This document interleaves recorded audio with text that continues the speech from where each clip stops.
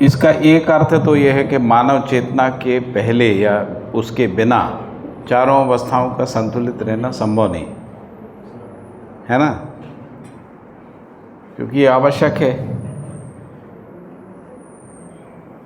मानव चेतना का मतलब क्या है? जीव चेतना से मुक्ति। जीव चेतना का मतलब समुदाय चेतना से मुक्ति। जीव चेतना का मतलब व्यक्तिवादिता से मुक्ति। मानव सामाजिक इकाई है ना, जीव जानवर सामाजिक इकाई नहीं है। तो मानव मिलजुल के शिक्षा, मिलजुल के उत्पादन, मिलजुल के है ना व्यवस्थाओं को परिवार में जीने को सुनिश्चित करता है, इसलिए मानव सामाजिक इकाई। तो मानव चेतना का मतलब है समुदाय चेतना से मुक्त। समुदाय चेतना ही जीव चेतना है। और बाबा जी यहाँ लिख रहे हैं कि इन चारों अवस्थाओं का संतुलन संभव नहीं है, क्योंकि कह रहे हैं कि आवश्यकता है। मतलब मानव ये लिखा है ना, प्रमाणित होना आवश्यक है। फिर लिखा है मानव चेतना पूर्वक पूरकता उपयोगिता मानव में से के लिए प्रमाण परंपरा है। तो ये जो पूरकता उपयोगिता है चारों अवस्थाओं में, तो जो ज्ञानावस्था में उपयोगिता पूरकता जो है तभी हो पाएगी जब मानव चेतना संपन्नता आएगी। मानव चेतना पूर्वक ही पूरकता उपयोगिता मानव में, अभी मानव में नहीं है, मानव से भी नहीं है, मानव के लिए भी नहीं, क्योंकि मानव के लिए चारों अवस्थाएं संतुलित होने के लिए है ना। चारों अवस्थाओं का संतुलित होना क्यों जरूरी है? उसके बिना मानव सुखपूर्वक नहीं जी सकता है, सर्वशुभ नहीं हो सकता है, अखंड समाज सार्वभौम व्यवस्था नहीं बन सकता है ना। तो अखंड समाज सार्वभौम व्यवस्था क्यों बनाना है? क्योंकि समुदाय चेतना में मानव सुखी नहीं हुआ। समुदाय चेतना में बैर विरोध, आपस में घृणा, द्वेष, ईर्ष्या, स्पर्धा, द्रोह विद्रोह, युद्ध, हिंसा, ये बना हुआ है। ये प्रेजेंट स्टेटस जो है जीव चेतना का यही है। यदि इससे मानव जाति को निकालना है तो मानव चेतना में संक्रमित करना पड़े। मानव चेतना का मतलब है नस्ल, रंग, जाति, वर्ण, इस सब चेतना से मुक्त मानव को बनाना है ना। तो छोड़ना विकल्प नहीं है, अपनाना विकल्प है ना। तो जब हम बड़ी चेतना को आत्मसात करते हैं तो छोटी चेतना उसमें विलय हो जाती। तो जैसे हमको कोई समुदाय चेतना को छोड़ना है, ये कोई कार्यक्रम नहीं है, जाति तोड़ो कार्यक्रम नहीं है ना। पहले समाजवादियों ने जाति तोड़ो कार्यक्रम चलाया है ना। तो यहाँ ना जाति तोड़ो, ना धर्म तोड़ो, ना संप्रदाय तोड़ो, ना मत पंथ तोड़ो या उपासना पद्धति तोड़ो, ये कोई कार्यक्रम नहीं। उससे बड़ी चेतना मानव चेतना को अपना लो बस। तो जो भी समुदाय भी, यदि कोई समुदाय भी इसको अपना लेता है तो उसमें प्रवृत्ति परिमार्जन हो जाएगा, वो पूर्णता के अर्थ में समुदाय हो जाएगा। फिर समुदाय का से संप्रदाय बन जाएगा। संप्रदाय का मतलब होता है सम्यक प्रदाय क्रिया है ना, यानी आप समान रूप से मानव चेतना में ही आप समान रूप से प्रदाय क्रिया संपन्न होते हैं ना। उसके बिना आप प्रदाय जो है समुदाय में ही करते हैं। एक समुदाय को मानने वाला अपने समुदाय में ही तन मन धन का नियोजन करता है ना, उसी में लगा रहता है। तो सम्यक रूप से प्रदाय क्रिया नहीं होती। तो मानव चेतना में ही ये संभव है।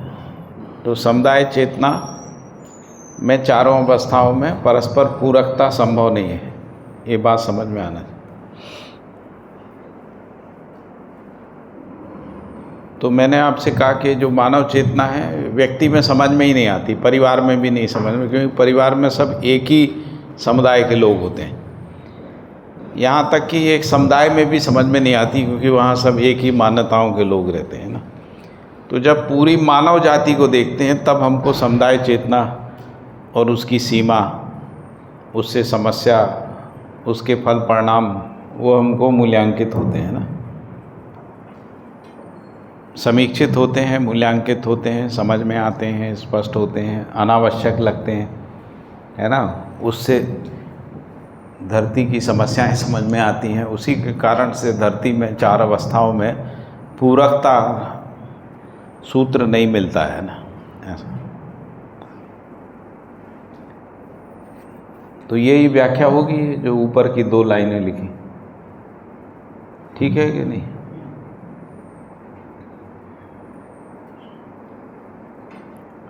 ठीक है गुप्ता जी, ठीक है शैलेंद्र भाई। फिर मानव चेतना को हम लोग पढ़ते ही आ रहे हैं पिछले चार्टों से।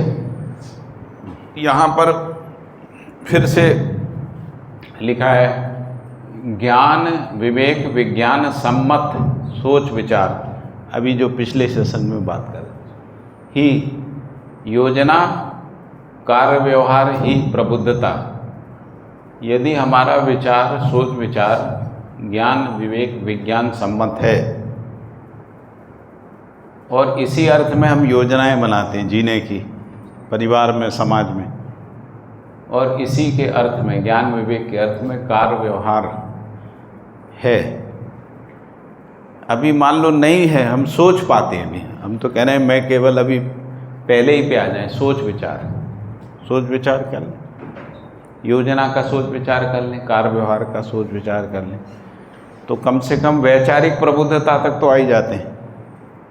यही व्यवहार में आती है तो संप्रभुता हो जाती है, व्यवस्था में आती है तो प्रभु सत्ता हो जाती है।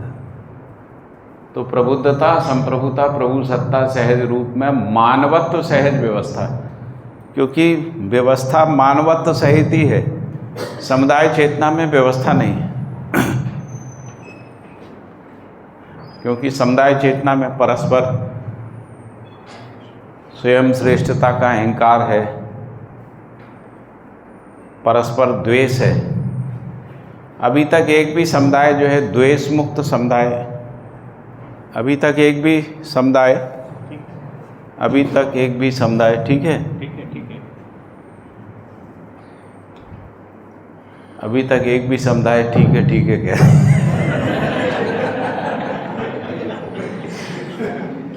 अभी तक एक भी समुदाय ठीक नहीं है।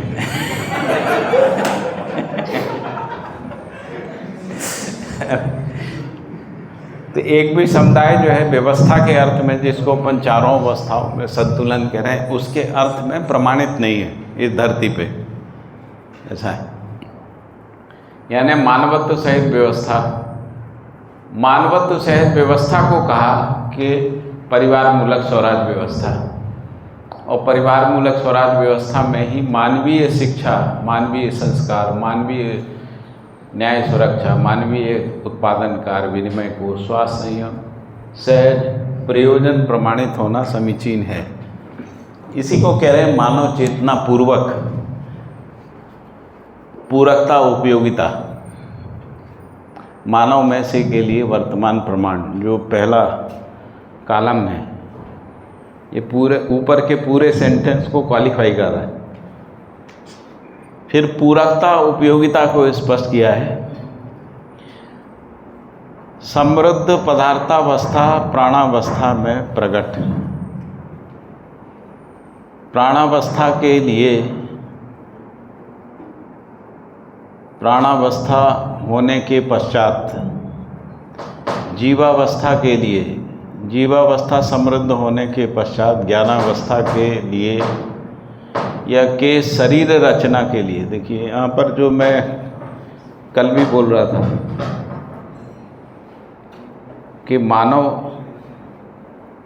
ज्ञानावस्था के मानव का जो शरीर रचना है, उसके लिए जीवावस्था समृद्ध होने के पश्चात ज्ञानावस्था के शरीर रचना के लिए, ज्ञानावस्था में मानव चेतना संपन्न होना ही परंपरा के रूप में पूरक होना अध्ययनगम्य हो चुका है।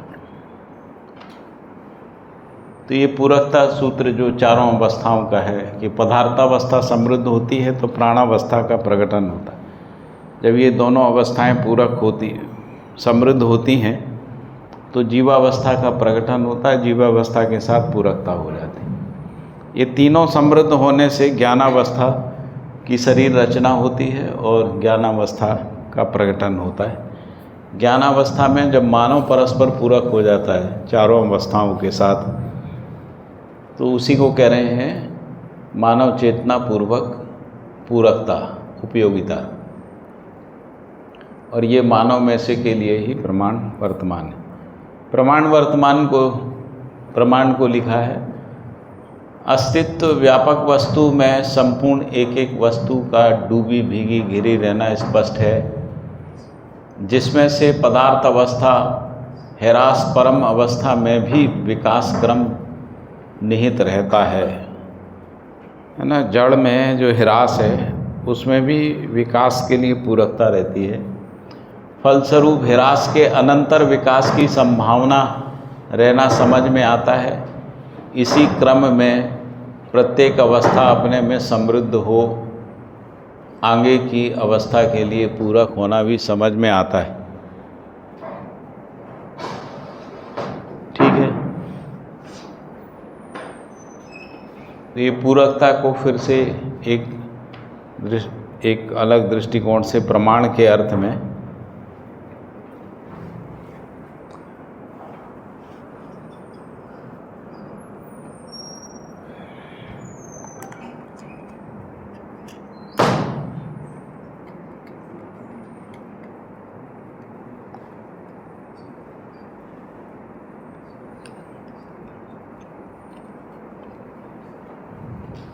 हेलो,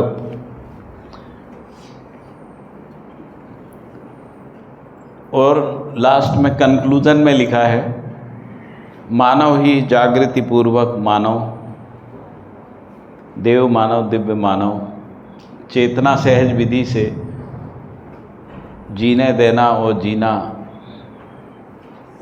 सहज सौभाग्य समाधान है। यानी सर्व शुभ में व्यक्ति का शुभ है ना, सौभाग्य समाधान है। सौभाग्य यानी सबका। फिर लिखा है, व्यक्तिवाद समुदायवादी विधि से किया गया विचार व्यवहार कार्य का परिणाम बर्बादी के रूप में होना स्पष्ट है ना। तो ऊपर मानव चेतना लिखा, नीचे उसका समीक्षा कर दिया है ना, समुदाय चेतना का। और मैंने ये कहा कि ये समुदाय चेतना में समझ में नहीं आता है ना। इसको जब हम सर्व मानव में देखते हैं तब समुदाय चेतना, पूर्णता में ही अपूर्णता का समीक्षा या तुलना होता है ना। तो पूर्णता यानी सर्व मानव में समुदाय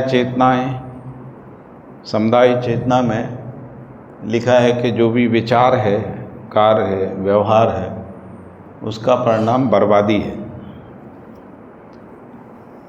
है ना। तन मन धन की बर्बादी, विचार की बर्बादी, व्यवहार का बर्बादी, व्यवस्था का बर्बादी, ऐसा। ठीक है, ठीक है ना। कोई डाउट तो नहीं है?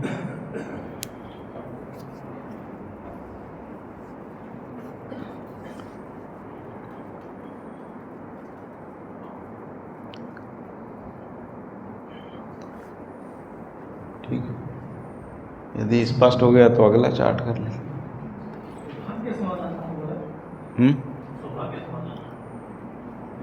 सर्वतोमुखी समाधान।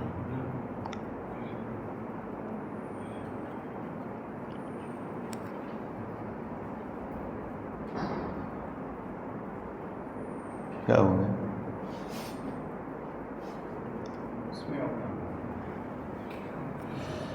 नहीं, पिक्चर में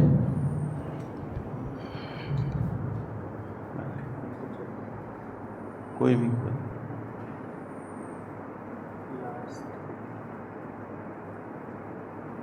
ये वाला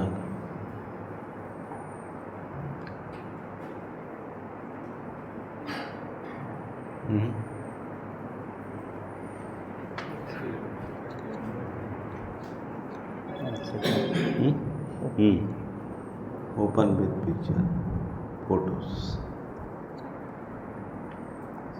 अगला यही था, ये हो गया वैसे।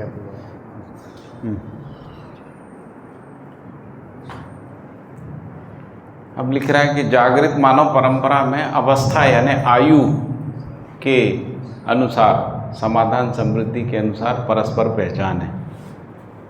तो जागृत मानव परंपरा में अभी हमारे में परस्परता में पहचान किस आधार पे? धर्म, जाति, संप्रदाय, मत, पंथ, है ना, इसके आधार पे परस्परता में पहचान। तो जागृत मानव परंपरा में आयु के अनुसार है पहचान। छोटा है तो बच्चा है, बराबर का है भाई है, बुजुर्ग है तो चाचा काका है ना, ऐसा। अभी हम लोग परस्परता में कैसे पहचान, है ना, नाम से, जाति से, धर्म से, संप्रदाय से, मत से, भाषा से, क्षेत्र से। जागृत मानव परंपरा में परस्परता में पहचान आयु के अनुसार। जागृत मानव परंपरा में आयु के अनुसार पूरकता, उपयोगिता, सहज पहचान है। तो जो उपयोगिता पूरकता सूत्र है वो आयु के अनुसार है। जैसे जो माता पिता हैं और जो बच्चे हैं उनमें पूरकता, इस धरती पे जितने माता पिता हैं वो पुत्र पुत्रियों के लिए यानी मानव संतान के लिए पूरक है।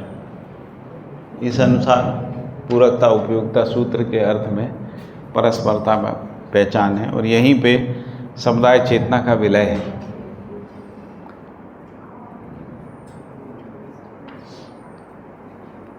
फिर लिखा है, इसमें लिखा है कि तीसरे दूसरे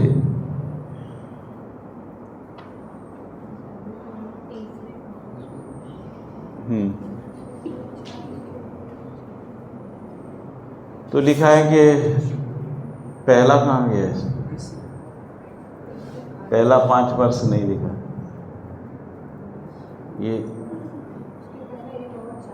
पाठशाला में है।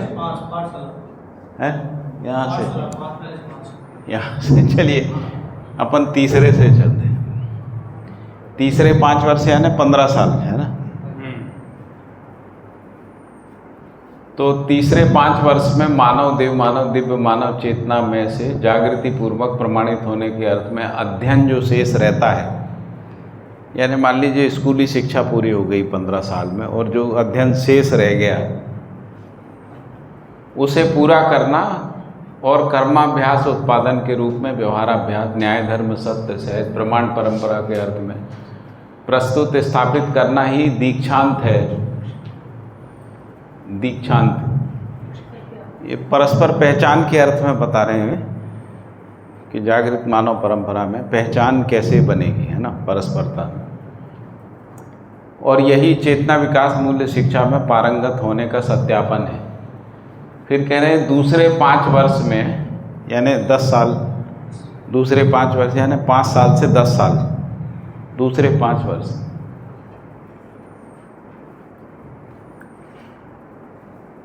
अभिभावक शिक्षा से लेके 5वीं तक, है ना, 5वीं तक का जो शिक्षा है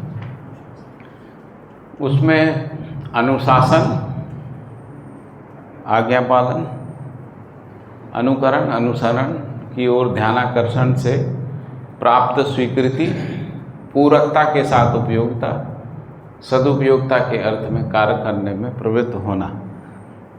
तो ये एक मेथोडोलॉजी है। इसको यदि आप देखें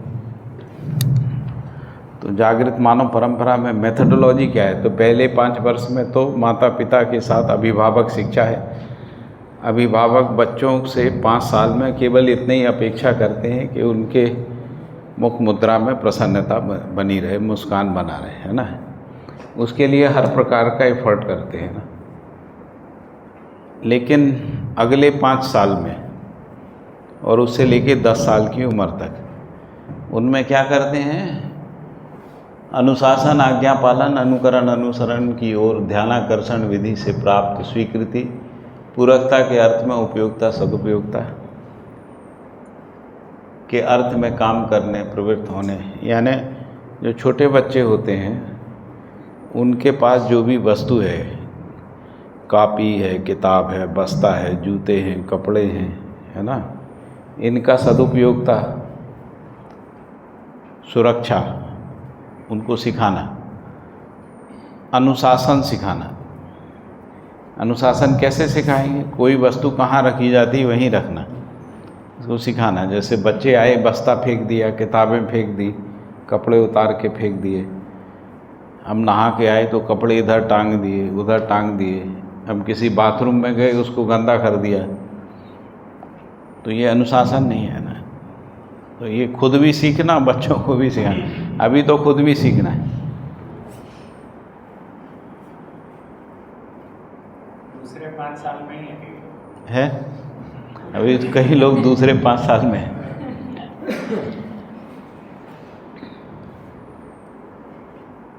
तो अनुशासन हो गया आज्ञा पालन। आज्ञा पालन का मतलब है कि जो नियम हैं, सिद्धांत हैं, है ना, जो शिष्टताएं हैं परिवारगत, उनको सिखाना, वो बच्चे सीख जाएं, उसी को आज्ञा पालन करें।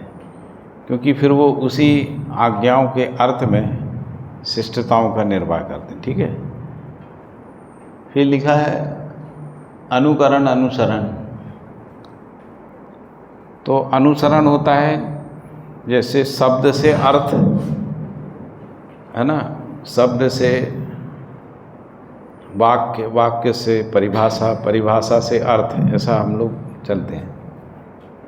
फिर अर्थ को जब हम व्यापकता में देखते हैं तो अवधारणा, अवधारणा को सर्व में देखते हैं तो दर्शन। तो ये अनुसरण विधि से होता है। तो शब्द से उसके अर्थ का अनुसरण करना, है ना, उसकी एक विधि है। शब्द को परिभाषा में समझना, है ना। परिभाषा से न्याय एक अवधारणा है ना, एक कॉन्सेप्ट है। क्योंकि न्याय में संबंध भी है, मूल्य भी है, मूल्यांकन भी है, उभय तृप्ति भी है ना। उसमें कई कंपोनेंट मिला के न्याय है। यानी न्याय का जो अनुमान है या भाषाभास है, प्रतीति है, वो एक क्रिया में नहीं है। केवल संबंध पहचान लिया इसमें नहीं है। संबंधों का पहचान, मूल्यों का निर्वाह, है ना। फिर संबंध का पहचान भी एक क्रिया नहीं है। पूर्णता के अर्थ में अनुबंध है। फिर अनुबंध को भी पहचानना, अनुबंध क्या है, तो फिर अनुबंध को स्पष्ट किया है, पूर्णता को स्पष्ट किया है, उस स्वीकृति को स्पष्ट, तब जाके संबंध है, नहीं तो संबंध नहीं है। मानव का परस्परता में संबंध नहीं। तो परिभाषा से अवधारणा स्पष्ट होती। कई परिभाषाएं मिल के, है ना, न्याय की अवधारणा उसको स्पष्ट कर दी। तो जब सारी अवधारणाएं मिल जाती हैं, न्याय की, धर्म की, सत्य की, यथार्थता की, वास्तविकता की, मूल्यों की, सबकी अवधारणाएं सम्मिलित रूप से समझ में आ जाती है, उसको दर्शन। दर्शन का मतलब है क्रिया का विश्लेषण प्रयोजन के अर्थ में पूरा हो गया। प्रयोजन सम्मत विश्लेषण हो गया है और विश्लेषण सम्मत प्रयोजन पूरा हो गया, दोनों हो गए, है ना। तो ये अनुसरण है। अनुकरण का मतलब होता है जो नीति है, नियम है, सिद्धांत है, उसको वैसा ही अप्लाई करना लाइफ में, उसको अनुकरण कहते हैं ना। बौद्धिक नियम, सामाजिक नियम, प्राकृतिक नियम, है ना, आर्थिक नीति, सुरक्षात्मक नीति, सदुपयोगात्मक नीति, है ना, जिनको हमने सर्वसम्मति से स्वीकार किया है, उनका अनुकरण, है ना। जैसे खेती में होता है ना, जैसे कोई खेती करता है नियम से, उसको देख के उसका संतान या जो सीखने आता है वो भी वैसा ही करता है। ये अनुकरण क्रिया है ना, ऐसा। तो अगले 5 साल में इन सब पे ध्यान आकर्षण कराना है बच्चे का। तो इस प्रकार से उपयोगिता, सदुपयोगिता सिखाना, पूरकता को सिखाना, इस अर्थ में करने में प्रवृत्त होना। उपयोगिता का मतलब है सहयोग, अनुशासन, स्वानुशासन। हम दूसरे के लिए उपयोगी कब होते हैं? जब सहयोग है, परस्परता में, अनुशासन है, स्वानुशासन। यदि हम इनडिसिप्लिन हैं तो दूसरे का सहयोग नहीं कर सकते हैं ना, बल्कि दूसरे के लिए समस्या बन जाती। तो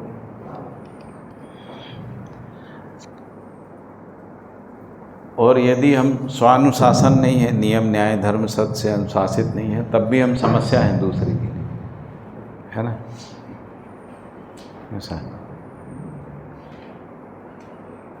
तो सहयोग को कहाँ समझेंगे? तो कह रहे हैं पाठशाला में भाई बहन पढ़ाई करते हैं, साथ में समान रूप में उनके साथ बोलने, पढ़ने में, लिखने में, खेलने में, गांव व घर में रहने वालों का प्रवृत्ति व आचार्य जो पढ़ाते हैं उसमें तुलना, अच्छाई के साथ परस्पर निश्चयता के ओर सूचना, यह पहले से 5 वर्ष तक सहयोग विधि है। वही हमको मिल नहीं रहा था, यहाँ पर मिला है। पहले 5 साल में ये, अगले 5 साल में परंपरा में, और फिर तीसरे 5 साल में जागृत मानव के अर्थ में, है ना? ऐसा ठीक है। आज आवाज़ ज़्यादा कर रहा है, थोड़ा सा नीचे। ऐसा। हेलो, ठीक है। तो फिर अनुशासन को लिखा है कि अनुकरण, अनुसरण, सहयोग पूर्वक अध्ययन, शब्दों का अर्थ रूप में अस्तित्व में वस्तुबोध होना, अनुशासन। स्वानुशासन यानी कर्माभ्यास, व्यवहाराभ्यास, लक्ष्य व प्रवृत्तियों का प्रमाण, वर्तमान, यह समाधान समृद्धि के अर्थ में। तो तीनों शब्द स्पष्ट हो गए। सहयोग को यहाँ स्पष्ट कर दिया, अनुशासन, अनुकरण, अनुसरण, सहयोग पूर्वक अध्ययन बच्चों में, और शब्दों का अर्थ रूप में अस्तित्व में वस्तुबोध होना। स्वानुशासन मतलब जब हम अनुशासित हो गए हैं उसके बाद हम अभ्यास कर रहे हैं ना, पूर्णता के अर्थ में अभ्यास कर रहे हैं, समाधान समृद्धि के अर्थ में अभ्यास कर रहे हैं। उसी में कह रहे हैं कि कर्माभ्यास, व्यवहाराभ्यास, लक्ष्य व प्रवृत्तियों का प्रमाण, वर्तमान, यह समाधान समृद्धि के अर्थ में। पहचान मानव चेतना पूर्ण प्रवृत्तियों के आधार पे। तो अभी जो जीव चेतना में जो परस्परता में पहचान है, एक तो समुदाय चेतना, व्यक्तिवादी नाम, दूसरा रूप, पद, बल, धन के आधार पे परस्परता में पहचान, है ना? रूप के आधार पे, पद के आधार पे, धन के आधार पे, बल के आधार पे, और ज्ञानी अज्ञानी के आधार पे, है ना?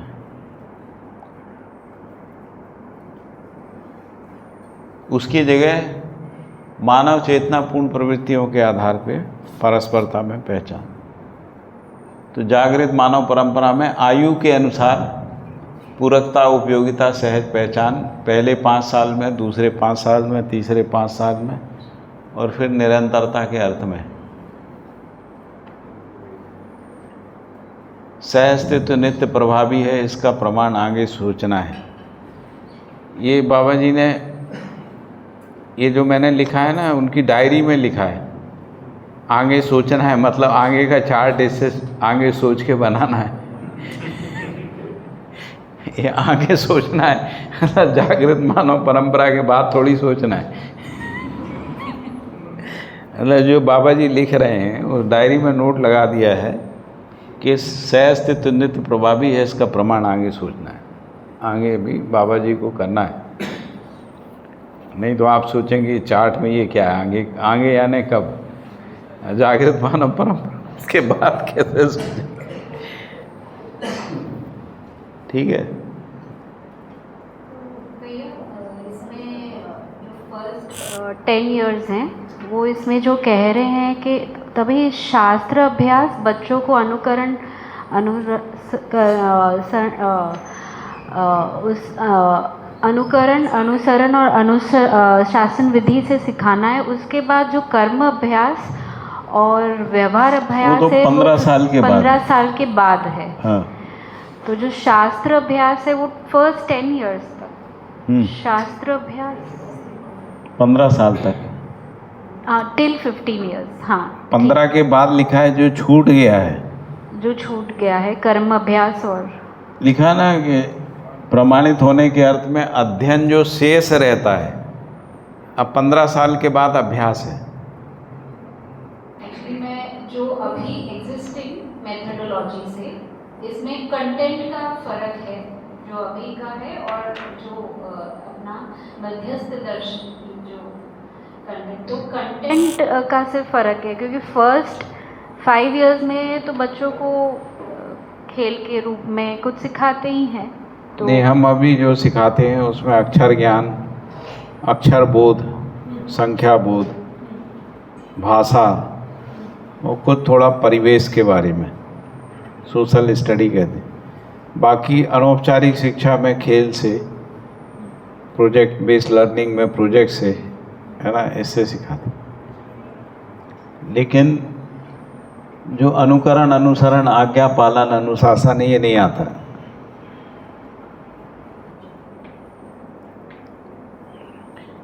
अब यदि खेल में अनुशासन सिखाना है तो खेलने के बाद जो वस्तु जहाँ से उठाई है वहीं व्यवस्थित रूप से रखना है। यदि गंदगी हुई है तो उसको साफ करना है, तभी आएगा ना, नहीं तो नहीं आएगा। अभी क्या होता है कि वो सर्वेंट लोग करते हैं, स्कूलों तो अनुशासन कैसे आएगा? तो घर में भी माता पिता करें या नौकर करें तो अनुशासन नहीं आएगा। तो बच्चे को सिखाना। किताब, जैसे किताबें मान लीजिए क्लासरूम में अवेलेबल हैं, सब रखी हुई हैं, किताब लाने की ज़रूरत नहीं, किताब रखी है, आप पढ़िए, पढ़ने के बाद व्यवस्थित जहाँ से उठाई उसी जगह पर रख दीजिए, है ना। अपनी जो पुस्तक है, कापी है, वो फटना नहीं चाहिए, गंदी नहीं होना चाहिए, है ना। ये सुरक्षा सिखाना। बस्ता गंदा नहीं होना चाहिए, टेबल गंदी नहीं होना चाहिए, हमने खाना खाया तो अपना टिफ़िन धो के रखना, है ना, खाना फैलाना नहीं, ये सब अनुशासन में आएगा। ये सीखता है बच्चा स्कूल में और घर में तो अनुशासित रहता है, फिर अभ्यास में आ जाता है। इसमें कोई दबाव नहीं है। हम लोग कल एक परिवार में गए थे तो उनकी छोटी सी बच्ची थी, तो पानी देते ही हैं, कोई घर में आता तो उसने मम्मी को पानी नहीं लाने दिया, वो खुद ले लिया। थोड़ा हिल रहा था हाथ ऐसा ऐसा, तो मम्मी उनकी साथ में थी कि गिरे नहीं, लेकिन उन्होंने वो नहीं किया कि नहीं नहीं तुमसे नहीं बनाएगा, गिरा दोगे, ये करोगे, ऐसा नहीं। और वो उस खुशी खुशी लाई। हम लोगों ने सब ने एक एक गिलास पानी पिया। हमने भी ध्यान रखा कि उठाते समय ऐसा ना हो कि बाकी गिलास गिर जाएं, उससे सावधानी से उठाया, है ना। फिर जब गिलास पी के हम लोगों ने पानी रख दिया तो वो खाली गिलास भी रख के वापस रख के आए, है ना। ये सीखा ना, अभ्यास है ना ये अनुशासन का। उससे तो बच्चे को ऐसा करना कोई दबाव नहीं, उसको तो अच्छा लग रहा है, उसका भागीदारी हो रही है, शिष्टता का निर्वाह हो रहा है और डिसिप्लिन है। मतलब गिलास पानी पी लिया, छोड़ के वहीं छोड़ दिया, ऐसा नहीं, उसको भी उठा के वापस किचन में जहाँ से लाए वहाँ रखना, है ना।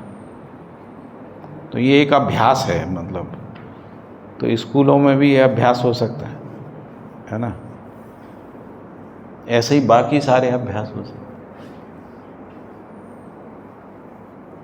जैसे हम लोग अभी आते हैं तो बाहर लाइन से चप्पल रख लेते हैं ना, तो ये एक अनुशासन है ना, ये उससे लगता है डिसिप्लिन लोग हैं ये। यदि हम पूरी गैलरी में चप्पलें फैली हों तो लोग कहेंगे ये बातें अच्छी करते हैं लेकिन इनडिसिप्लिन है, इनको कॉमन सेंस भी नहीं है, ऐसा बोलेंगे लोग। तो सुनील भाई ने कहा कि इसका एक विधि है बिना कहे करने का।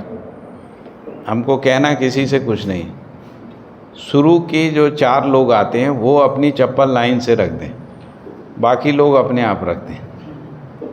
तो एक मेथडोलॉजी है ना, तो कोई मेथड अपना के सिखाया जाता है। जैसे शुरू में 4-5 दिन यदि रख लें लोग लाइन से, तो अगली बार जो नए लोग आते हैं वो भी पहले से ही लाइन से रखते हैं। ये अभ्यास आ जाता है तो अनुशासन हो जाता है, साफ सुथरा लगता है, व्यवस्थित लगता है। तो इसलिए अनुशासन का ज़रूरत है ना। इसको सिखाया जाता है, और हर चीज़ सिखाना जो है बोल के नहीं होती, आचरण से होती। टीचर ने एक आचरण किया, पहले 4 बच्चों को बोल के किया गया, बेटा ऐसे रख दो। नहीं अगर उसने रखा तो आप रख दी, टीचर उठा के रख दी लाइन से। 3, 4, 5 उठा के रखेगा, इसके बाद जो भी बच्चा आएगा वो वैसे ही रखेगा अपने आप सहजता से। ऐसा भैया ये होता नहीं होता है, जैसे छोटे बच्चे हैं ना, तो हम सहयोग करते हैं ना शुरू में, तो दौड़ के करते हैं, फिर वो अपन ज़्यादा करें, फिर धीरे धीरे धीरे वो लर्न कर लेते हैं। फिर वो दौड़ के करते हैं। हाँ, दौड़ के। उत्साह रहता है। अभी स्कूलों को इस तरीके से डिज़ाइन करना है ना, अभी स्कूल में सूचना पे ज़्यादा डिज़ाइन। हम किताब से डिसिप्लिन सिखाते हैं, आचरण से सिखाना है। ऐसा अनुकरण अनुसरण को हम किताब से सिखाने की कोशिश करते हैं, उसकी जगह आचरण से सिखाना है।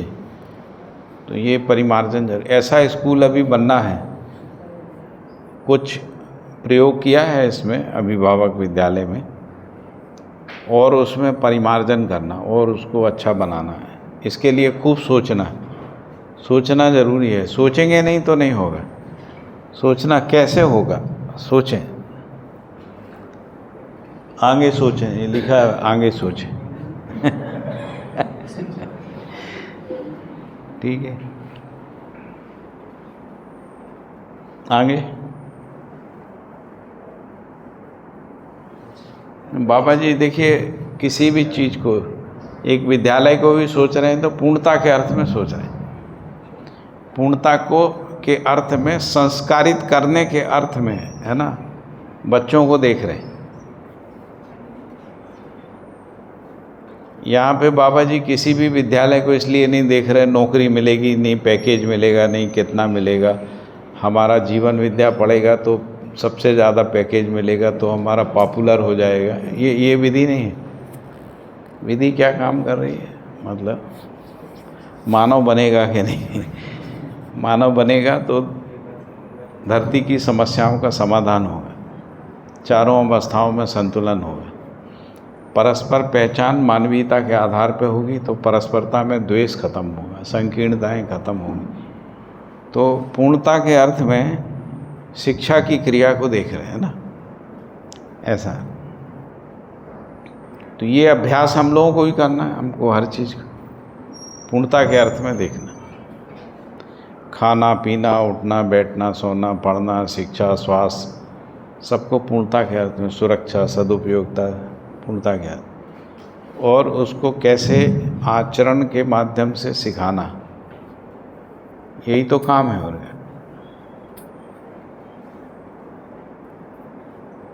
ठीक है,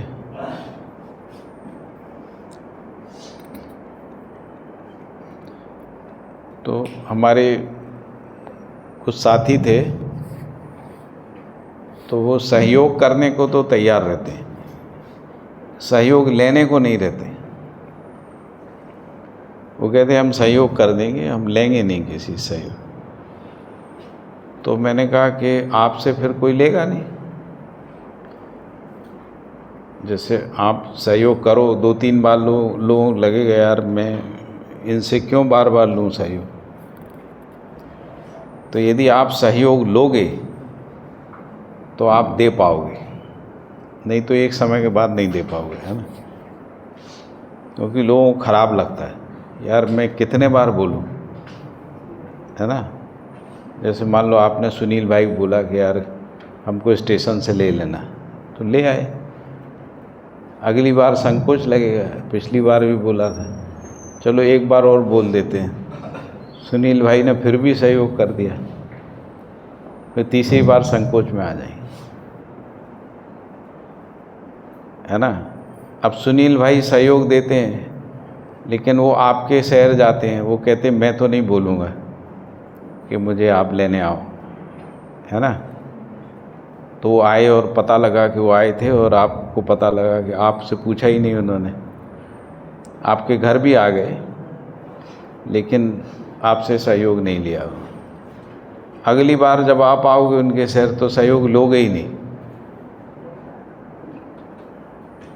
लोगे कि फिर नहीं लोगे, क्या लगता है? नहीं, मोस्टली नहीं लेंगे, है ना। तो सहयोग का परंपरा नहीं बनेगा। तो बाबा जी कहते हैं अर्पण समर्पण, यानी अर्पण यानी लेना देना, और समर्पण का मतलब है अब कोई सक्षम नहीं है तो देने ही देना। मान लो वो सहयोग करने की स्थिति में नहीं है तब देने ही देना, लेकिन यदि वो सहयोग करने की, थोड़े भी सहयोग करने की स्थिति में, तो उससे लेना भी।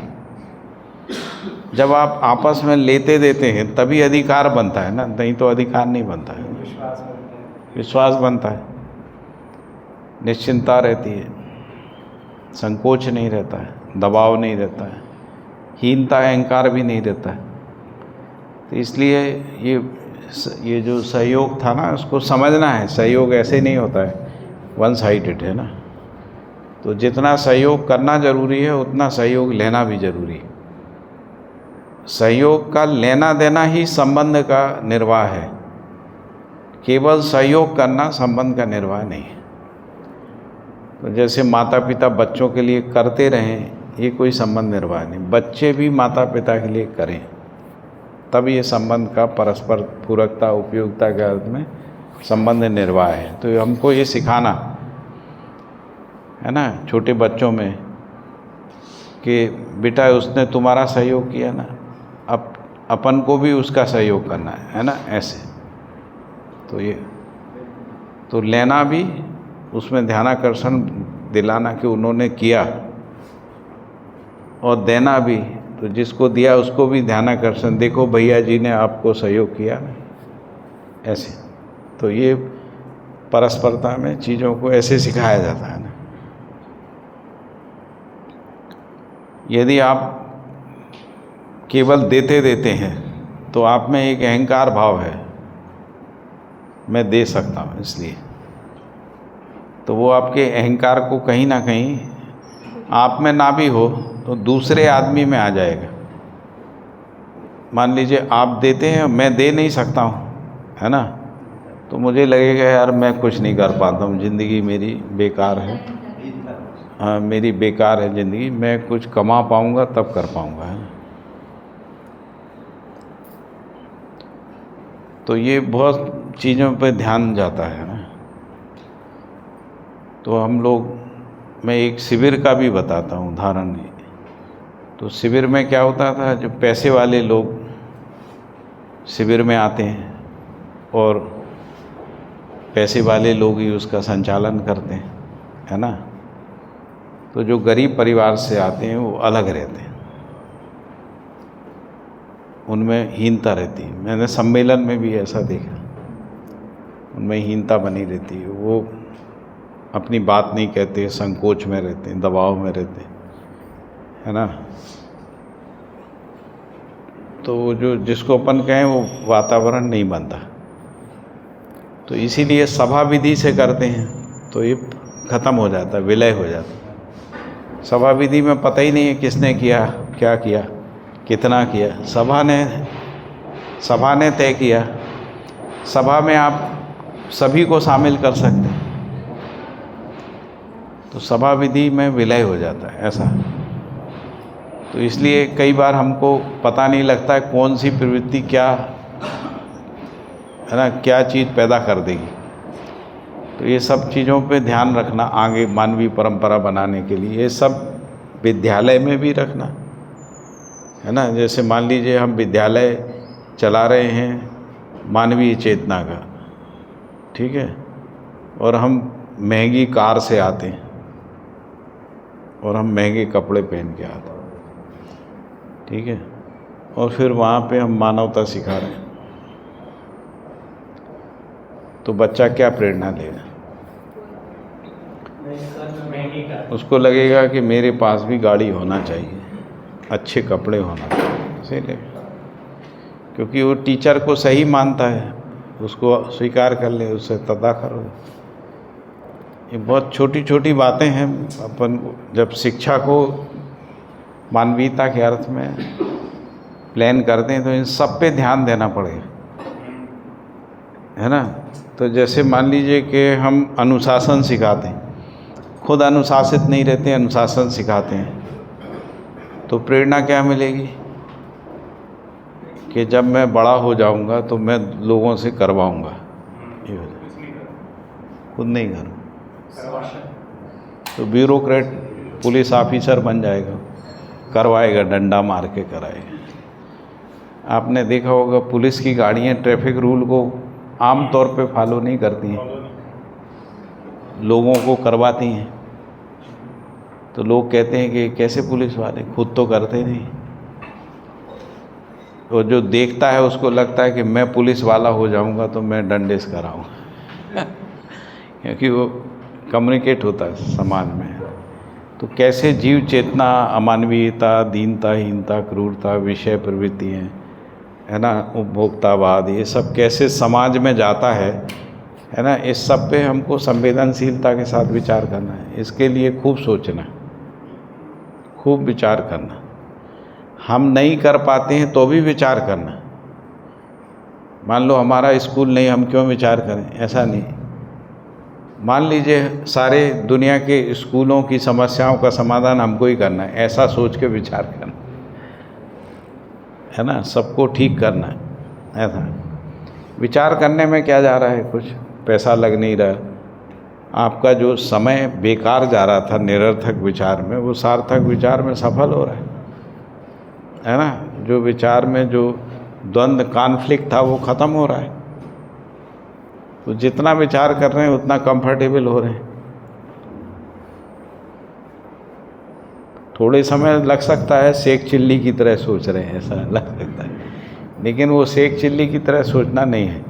शेख चिल्ली की तरह सोचने का मतलब है घूम फिर के वहीं फंसे रहना, उसको शेख चिल्ली की तरह। जैसे वो एक कहानी है ना कि एक व्यक्ति जो है अपने खेत में पेड़ के नीचे खाद डाल के सो रहा था। तो उनके लड़के ने कहा कि नहीं, हम ऐसा नहीं करना चाहते।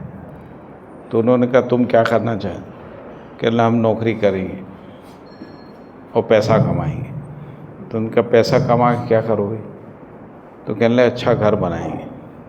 फिर अच्छा घर बना के क्या करोगे? और पैसा कमाएंगे। फिर क्या करोगे? फिर फार्म हाउस बनाएंगे। फिर फार्म हाउस में क्या करोगे?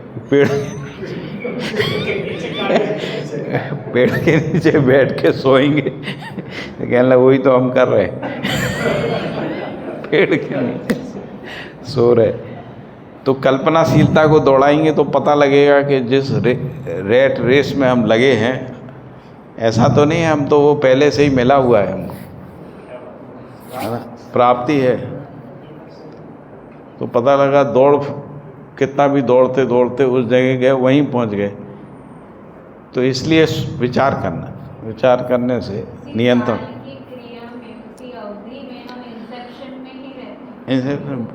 उसी में फंसे रहते हैं। इसी को कुचक्र बोलते हैं, कुचक्र। इसी को शेख चिल्ली की तरह सोचना है, कुचक्र।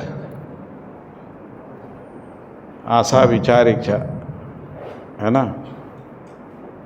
भ्रमित आशा से भ्रमित विचार, भ्रमित विचार से भ्रमित इच्छा, भ्रमित इच्छा से पुनः भ्रमित विचार, फिर भ्रमित विचार से आशा पूर्ति, वो होती नहीं।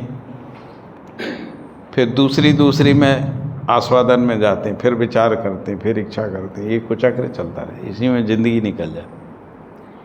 इसीलिए विचार करना, इससे निकलना, ऐसा। अरे ये तो हो गया हमारा निकलना, परिवार को भी निकालना, समाज को निकालना, पूरी मानव जाति का विचार का जो श्रम है ना, उसको इस कुचक्र से निकालना। ऐसा सोचेंगे तो 10 सोपानी व्यवस्था अपने आप आ जाएगी, शिक्षा व्यवस्था अपने आप चित्रित होने लगेगी। और यदि चित्रित हो गई आपकी उपयोगिता बन जाएगी। आप किसी भी जो लोगों ने स्कूल अच्छा सोच के बनाए हैं उनको आप अच्छी दिशा दे पाएंगे। सोचा ही नहीं है तो आपको 5 मिनट में आपसे कहेगा आपको कुछ नहीं आता, आपने सोचा ही नहीं, आपको पता ही नहीं कैसे चलाते इसको। लेकिन आपने सोचा है तो आप 5 मिनट में ध्यानाकर्षण करा देंगे, आप बहुत इम्पोर्टेंट आदमी हैं। उसको समझ में आ जाएगा अभी हमको ने बिल्डिंग बनाई है, विद्यालय नहीं बना पाए हम। विद्यालय बनाने के लिए ये सब चीज़ों पे ध्यान रखना ऐसा है। तो विचार को सही दिशा देना ये बहुत महत्वपूर्ण काम है। विचार से ही जागृति आती है, विचार से ही अजागृति आती है, विचार से ही साक्षात्कार होता है ना। विचार से ही हिरास होता है, विचार ही है ना फंसता है। जो फंसावट है मानव में वो आस्वादन से ज़्यादा विचार की है। फंसावट आस्वादनों की नहीं है, विचार की फंसावट है ना। इसलिए विचार सबसे महत्वपूर्ण भाग है। हम लोग भी जीवन विद्या में जो गति है अध्ययन में वो विचार पूर्वक ही है। सबसे पहले विचार में ही ध्यानाकर्षण तृप्ति होती है ना। तर्कपूर्ण विधि से विचार ही तृप्त होता है ना। तो विचार पूर्वक ही हम अपने आस्वादन यानी विषयों में जो आस्वादन है उनका समीक्षा कर पाने में सक्षम होते हैं। यदि विचार नहीं हो तो हम मूल्यांकन समीक्षा नहीं कर सकते है ना। तो इसलिए विचार को सही दिशा देना, लक्ष्य के अर्थ में, प्रयोजन के अर्थ में, न्याय के अर्थ में, धर्म के अर्थ में, सत्य के अर्थ में, पूर्णता के अर्थ में, अखंड समाज सार्वभौम व्यवस्था के अर्थ में, बिना ये सोचे ये होगा या नहीं होगा, बिना ये सोचे, क्योंकि विचार पूरा होगा तो होगा ही, ये संभावना प्रकट हो जाएगी है ना। विचार पूरा नहीं होगा तो कभी नहीं होगा है ना।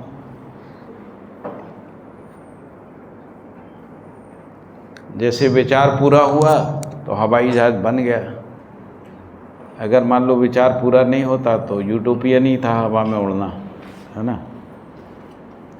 तो आदमी सोचता है मनाकार को साकार करता तो मन स्वस्थता को भी कर सकता है ना। ऐसा जब हम मनाकार को साकार कर सकते हैं तो मन स्वस्थता को क्यों नहीं कर सकते। तो इसलिए विचार जरूरी। ठीक है, अगला चार्ट है वो कह रहा है रचना क्रम में 4 अवस्थाओं का पहचान। रचना क्रम में 4 अवस्थाओं का पहचान। और भी है ना, ऊपर कुछ है कि यहीं से शुरू है, ये लिखा है। हाँ हाँ, तो थोड़ा सा छोटा है बस। तो सत्ता साम्य ऊर्जा में संपूर्ण जड़ चैतन्य प्रकृति संपृक्त है। और इसका प्रमाण क्या है? ऊर्जा संपन्न, बल संपन्न, क्रियाशील।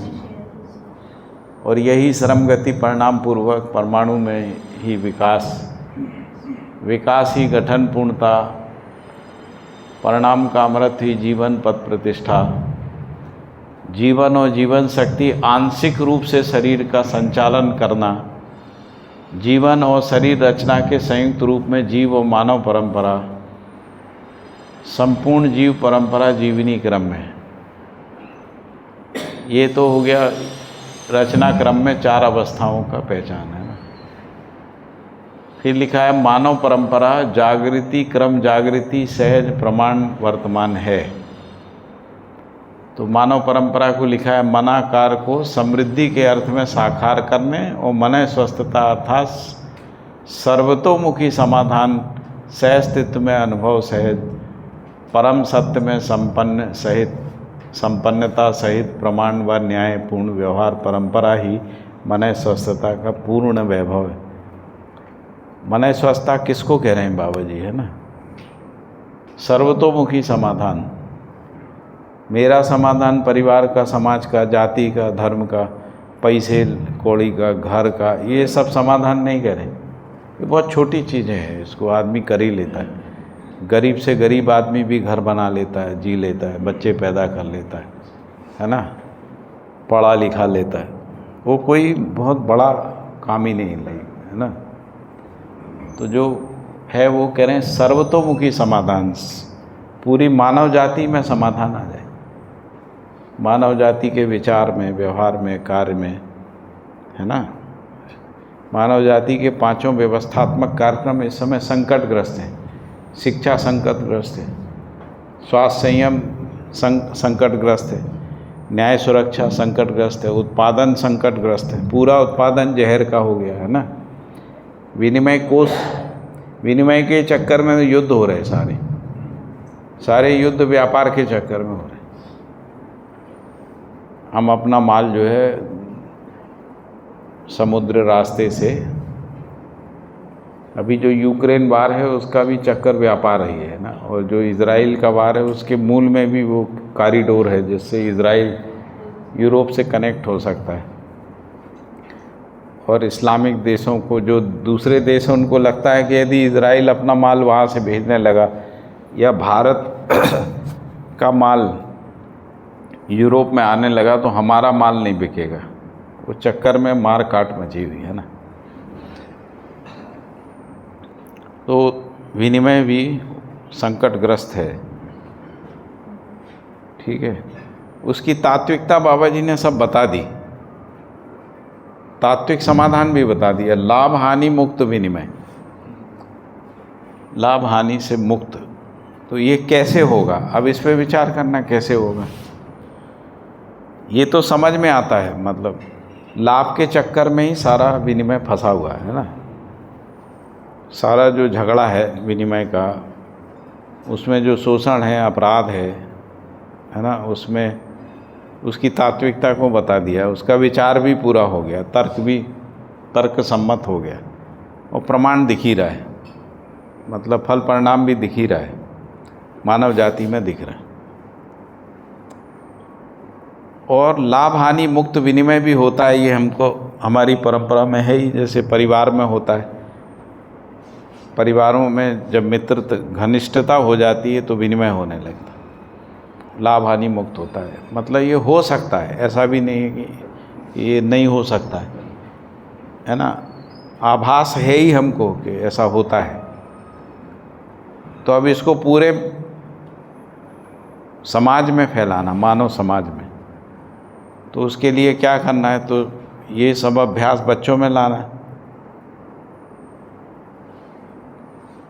बच्चों में बच्चों में उदाहरण के लिए मान लीजिए सब बच्चे अपना खाना लाते हैं, आपस में विनिमय सिखाना उनको, तुम अपना इनको दे दो, इनका तुम ले लो, लाभ हानि मुक्त हो गया, लेना देना,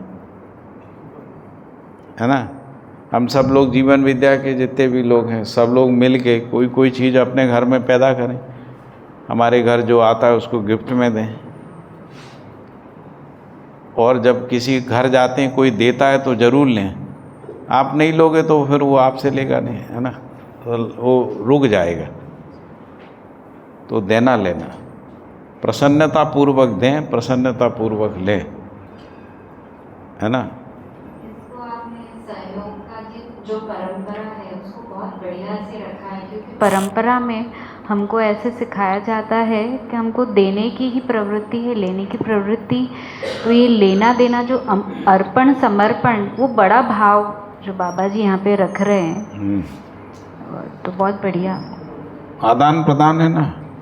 जैसे पेड़ पौधे मट्टी से लेते हैं, मट्टी को कुछ देते भी हैं, पोषकता बढ़ा देते हैं, तो आदान प्रदान बना रहता, परमाणु में भी बना रहता, अणुओं में भी बना रहता है ना, जीवों में भी बना रहता है। जीवों का जो पसीना होता है, उनकी नाक से मुंह से जो बास आती, उससे भी बहुत सारा पोषण का काम होता है, मल्टीप्लिकेशन का काम होता है, उसमें भूमिका होती है। जैसे तितलियाँ हैं, पराग को ले जाके, है ना, तो परागण की क्रिया में वो सहायक हो जाती है। तो ये परंपरा में बना है ना आदान प्रदान। तितलियाँ कुछ ले रही हैं अपना आहार, लेकिन वो साथ साथ कुछ दे भी रही हैं, है ना, एक क्रिया को आगे बढ़ा रही हैं। तो ये आदान प्रदान के रूप में परंपरा होती है ना, लेने लेने के रूप में नहीं है ना, देने देने के रूप में, ऐसा नहीं है। इसी को तो पूरकता उपयोगिता कह रहे हैं। तो उसी को हम आपसी व्यवहार में कर सकते हैं। देने में संकोच नहीं करना, लेने में संकोच नहीं करना, और कभी भी लेने देने का पैसे के आधार पे मूल्यांकन नहीं करना। मतलब हमको किसी ने गिफ्ट दी और हमने अपने मन में सोचा शायद 150 रुपये की दी होगी, बस वो लेना बेकार हो गया, फिर तो लेना ही नहीं। उससे अच्छा मूल्यांकन करना श्रम का, इसको कितने प्यार से, कितनी मेहनत से इसने बनाया है ना, तो वो लेना अच्छा लगेगा, सुखप्रद हो जाएगा। पैसे का मूल्यांकन किया तो दुख बन जाए कि ना हमने तो 250 रुपये खर्च करके हलवा खिलाया था, इसने तो 20 रुपये के लड्डू में निपटा दी। ऐसा सोचना तो अमानवीय है ना। तो श्रम का मूल्यांकन करना, उसके भाव का, मूल्यों को देखना। आप जितना मूल्यों के साथ देंगे उतना ही मूल्यों के साथ ग्रहण करेंगे, है ना। ये बहुत संवेदनशील है ये मामला, इसको हम कर सकते हैं। मतलब ये कोई ऐसा तो नहीं है असंभव काम है।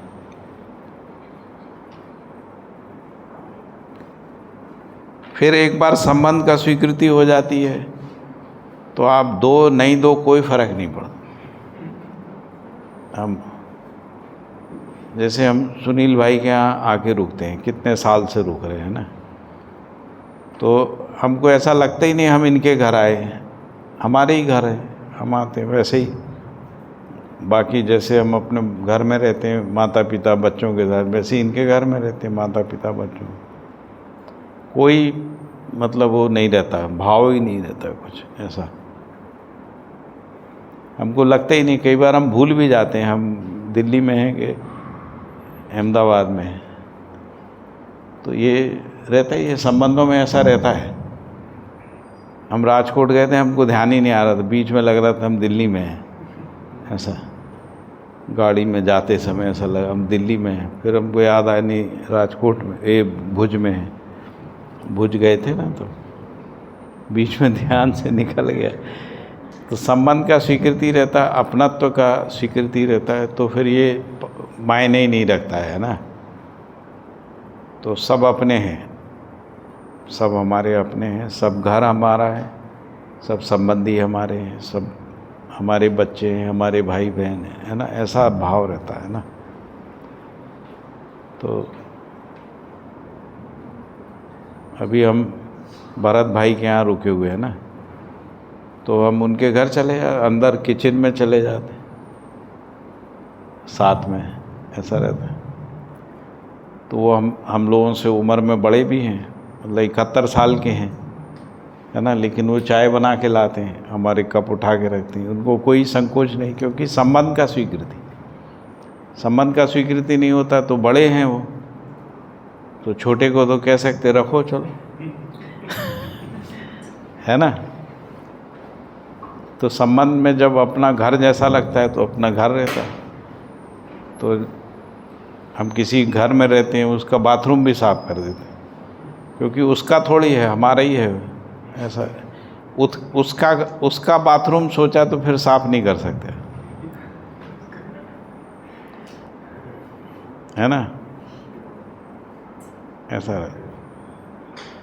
बाबा जी के घर में कई लोग बाथरूम साफ करते थे, लेकिन कई नहीं भी करते थे, अभ्यास नहीं है, मेहमान वाला आदत है ना।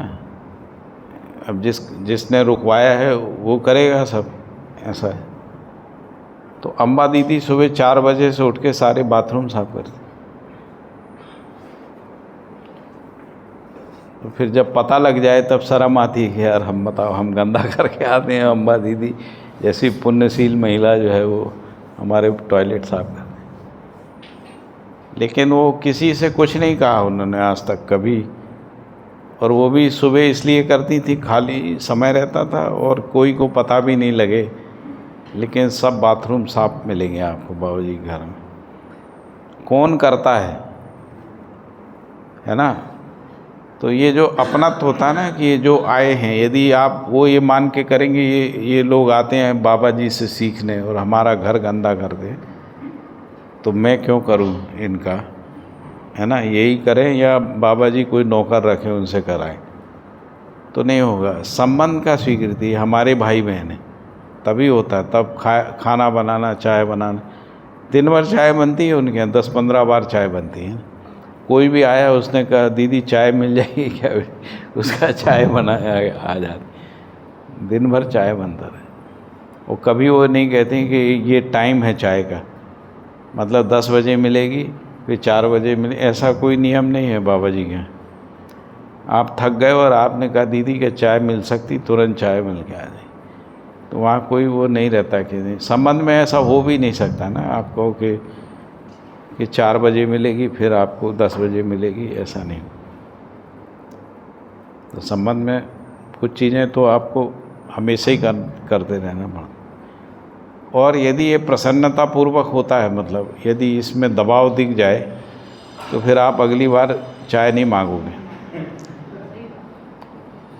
जैसे मान लीजिए कि आप खींच के साथ उठे, भाषा नहीं बोली लेकिन खींच दिख गई चेहरे पे, तो अगली बार चाय का इच्छा भी होगा तो आप कहेंगे यार अभी नहीं पी, बाद में बाहर पिया ऐसा है। ये सब बहुत छोटी छोटी सी बातें हैं लेकिन बहुत महत्वपूर्ण हैं। वो जो पिछला स्लाइड था उसमें बहुत सारे संकेत छुपे हुए, उस संकेतों पे विचार करना, और यदि मिलजुल के विचार करेंगे कि कैसे और अच्छा हो सकता है घर में, तो जल्दी पूरा होगा विचार। जितना हम मिलजुल के करेंगे उतना जल्दी पूरा होगा। स्व-अस्तित्व में अध्ययन का गति बहुत ज़्यादा, क्योंकि वातावरण का जो प्रभाव है उसमें शामिल रहता है। बाबा जी ने लिखा है कि वातावरण से ही मानव चेतना आएगी, है ना, क्योंकि वातावरण में ही कोई क्रिया जो है, जैसे बीज वातावरण के साथ अंकुरित होता है ना, तो वैसे ही व्यवस्था शिक्षा पूर्वक ही जो है ये परंपरा बनेगी, है ना। इसका मतलब है परंपरा बनाने में वातावरण की बहुत बड़ी भूमिका है। वातावरण मिलेगा जब हम साथ में विचार कर सकते, साथ में पढ़ सकते, साथ में अध्ययन कर सकते, साथ में अभ्यास कर सकते हैं ना, तो उससे मुझे लगता है कि हम लोग जल्दी सफल हो जाएंगे, है ना। साथ में जी सकते हैं, साथ में जी सकते हैं, यही अखंड समाज सूत्र है। हम लोग समुदाय चेतना से मुक्त होके साथ में जी सकते हैं, न्याय के साथ। यदि हम ये जी सकते हैं, इससे ज़्यादा उत्सव की कोई बात नहीं। मानव जाति में इसी उत्सव का प्रतीक्षा है, समझ में नहीं आ रहा बस ऐसा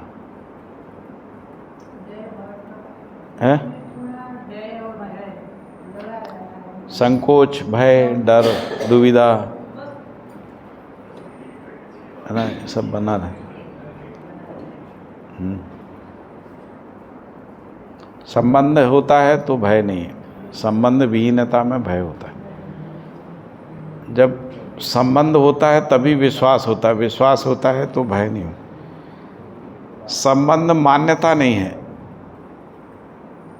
हम किसी को मान लें वो संबंध नहीं है, है ना। निर्वाह करते हैं तभी संबंध है, यानी स्वीकृति है संबंध, मान्यता नहीं है। मान्यता बस संबंध केवल संबोधन तक रहते हैं, स्वीकृति के साथ संबंध निर्वाह करते हैं, परंपरा बन जाती है। ठीक है,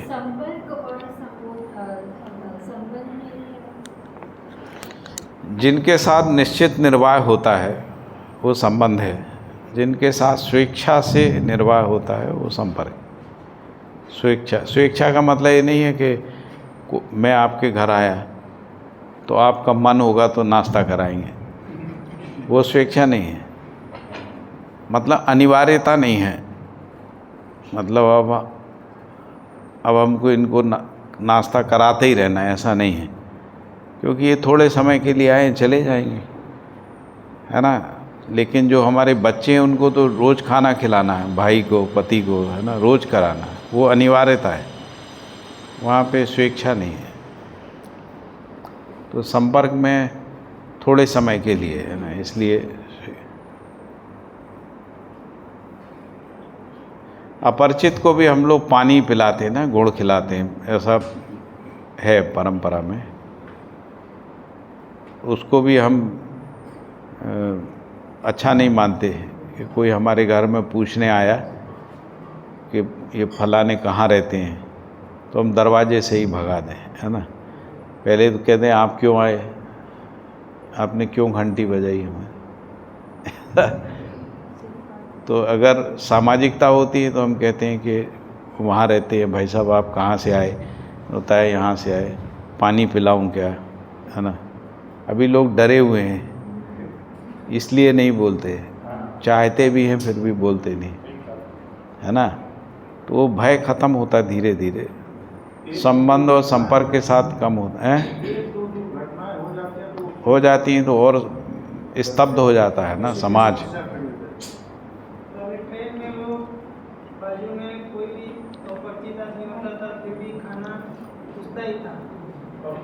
अभी तो डर के मारे वो हाँ, कोई जहर नहीं खिलाते, लूट नहीं ले, नींद ही खिला नहीं देवे, नशे का चीज़, ये भय के मारे कोई किसी को पूछता भी नहीं है। तो अभी ये सामाजिकता कैसे बने अपन को इस पे सोचना। और ये भी डर बना ही रहता है कि कहीं कुछ भी हम अच्छा ही खिलावें कि कोई भूखा ही मर रहा हो ना। कोई अभी ऐसा वर्तमान स्थिति तो ऐसी हो चुकी है कि कोई भूखा भी मर रहा हो तो भी डर के मारे उसका हेल्प नहीं करे कि ये कहीं खा के और इसको कुछ हो ही गया तो बोलेंगे जहर खिला दिया होगा। हाँ हाँ,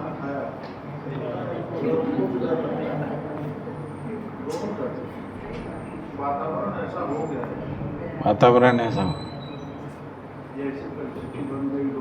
कुछ लोग बढ़िया भी होते हैं बहुत से।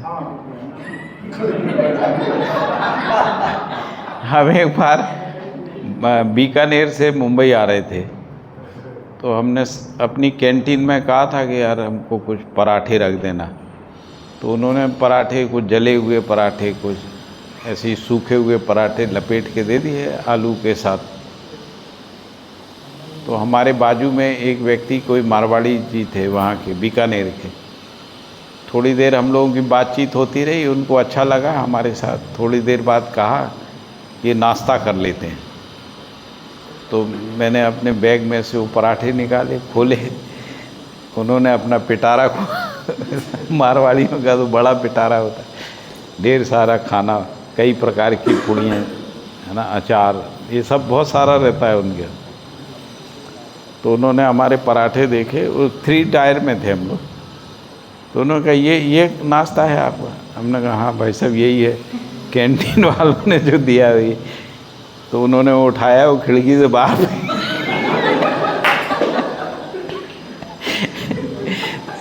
थोड़ी देर तो अटपटा लगा, यार ये क्या कर दिया है। फिर उन्होंने जो है अखबार बिछाया, फिर डब्बे खोले, सब रखे कि ले आप खाइए इसमें से। फिर बढ़िया बढ़िया पूड़ी खाई, सब सब्जी बढ़िया, मज़ा आया। फिर हम लोग, दोस्ती बनी रही। फिर उन्होंने कहा आप कब वापस आओगे? तो मैंने बताया कि इस तारीख को लौट रहा हूँ मैं। कहना आप जब स्टेशन आओ तो मुझे फ़ोन करना। तो मैंने कहा ठीक है। तो थोड़ी देर पहले कर देना, 15 मिनट पहले, मुझे दुकान मेरी सामने है तो मैं आ जाऊंगा। तो हम लौट के आए तो हमने फ़ोन कर दिया। फ़ोन कर दिया तो गाड़ी लेके स्टेशन पे आ गए। हमको दुकान ले गए, सब पूरी दुकान दिखाई, बड़ी सी दुकान उनकी, वो जो श्री गंगा, क्या नाम है, गंगा शहर रोड पे, बीकानेर के गंगा शहर रोड है ना एक, तो वो वहाँ दुकान थी। इसके बाद कहने लगे घर चलिए। हमने कहा चलिए, क्या दिक्कत, संबंध हो गए। तो घर गए तो घर में सब अपने वाइफ से, बच्चों से, सबसे परिचय कराया। बच्चों ने भी पैर वैर पड़े, एक टीचर सरदार शहर का प्रोफेसर आया हुआ है। फिर इसके बाद उन्होंने कहा कि भोजन खाना, तो उनकी श्रीमती जी, हम लोग एक सोफे पे बैठे थे, एक टेबल थी, एक गोल सी थाली रख गई बड़ी सी, एक ही थाली लाई, तो मुझे लगा कि शायद मुझे खाना खाना है इसलिए एक थाली आई है, ये भैया खा के गए होंगे। और फिर थोड़ी देर में उसमें बहुत सारी मिठाइयाँ आ गई, 4-5 काजू कतली से लेके बादाम की कतली और ये वो सब मिठाई मीठे से भर गई पूरा थाली। और वो कहने लगे खाइए। हम दोनों लोग, तो हमने खाया तो उन्होंने भी खाया, तो मैंने कहा यार ये थाली एक ही है, मतलब खाने वाले सारे लोग हैं तो एक ही थाली में। फिर अब अपन तो मीठा ज़्यादा नहीं खाते है ना, पांडे जी होते ज़्यादा खा लेते बनारस के पंडित हैं ना। तो फिर इसके बाद उन्होंने तो काफ़ी जम के मिठाई खाई, कम से कम 12-15 पीस खा लिए होंगे।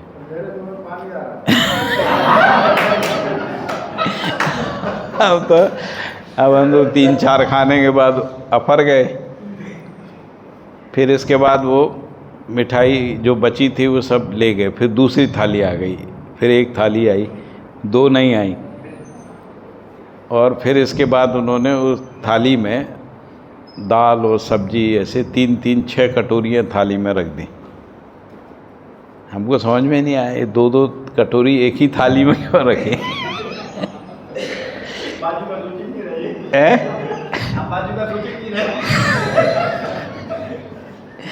अभी अपना अभ्यास ये था, एक थाली एक आदमी के लिए ही होती है ना।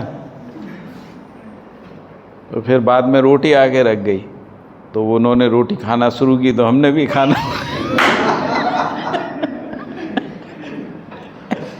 है ना।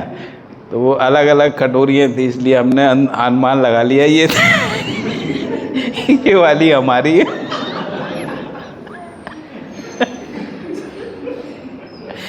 ऐसा तो बढ़िया खाना पीना खिलाया उन्होंने। संबंध कैसे हो जाते हैं ना। फिर उन्होंने कहा कि ठीक है हम आपको छोड़ देते हैं वहाँ पे, दुकान से चलेंगे, बस स्टैंड छोड़ देंगे। बस से जाना पड़ता था, आपको तो पता ही, बीकानेर से सरदार है।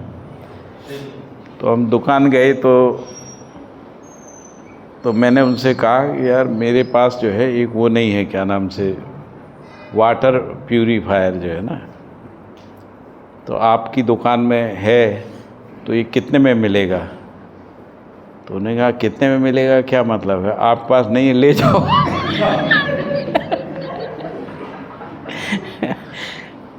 तो मैंने कहा नहीं ऐसे कैसे ले जाओ, दुकान है भाई आपकी। तो उन्होंने कहा नहीं आप तो पसंद कर लो, जो चाहिए ले जाओ। तो फिर मैंने एक ले लिया है ना, आरओ वाला ले लिया। और मेरे पास 1000 रुपये थे, तो मैंने उनको 1000 रुपये दे दिए। मैंने बाद में मैं दूंगा, तो वो ले ही नहीं रहे थे 1000। अरे कहने जब पूरे हो जाएं तब दे देना और नहीं हो तो मत देना, आप ले जाओ, आपकी आवश्यकता है ले जाओ। और उनने पैक करा के अब वो दे दिया। हम अपने सरदार शहर आ गए। फिर 2-3 महीने बाद हमने उनका पैसा पेमेंट किया, वो भी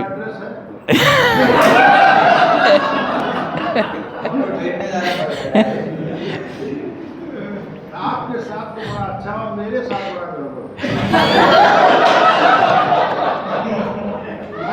मैं तो एक आदमी गया, मेरा ट्रांसफर हो गया था सरकार से, जब मैं बीकानेर गया ट्रांसफर है।